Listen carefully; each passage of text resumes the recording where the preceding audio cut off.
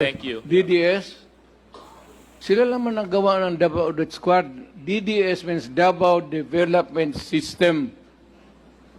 That's the correct term. You are abusing the phrase to the detriment of my city. Wala na tuloy pumupunta doon. During the first interpellation, nabanggit ninyo na kayo mismo ay nagugulat na sa dami ng pinatay at inutusan yung pumatay pero wala pang kaso laban sa inyo. Bakit po kaya ganon, Mr. Former President?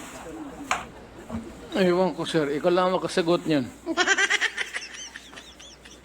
Marami pong salamat for responding, Mr. Former President. Mr. Chair, bilang akusado, naniniwala po ba kayo na you and your co-accused deserve a fair day in court? I am not an accused. And you are, whoever you are pointing to as the other accused. So I cannot answer your question intelligently. This morning, I was intently listening to the former president.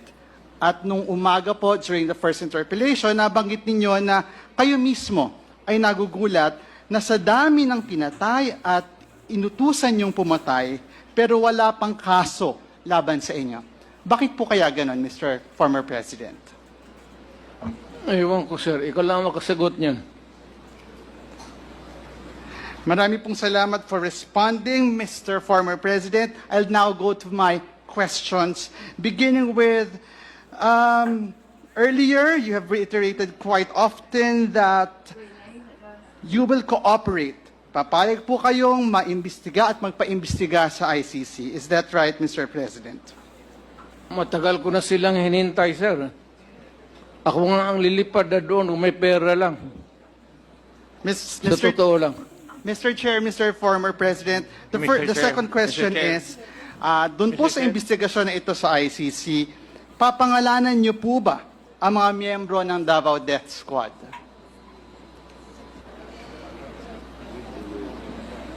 Former President, yes? Ako yun, sir.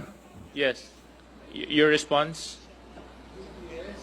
Can you turn the mic on, please? Thank you. DDS, sila naman naggawa ng Davao Death Squad. DDS means Davao Development System. That's the correct term. You are abusing the phrase to the detriment of my city. Wala na tuloy pumupunta doon.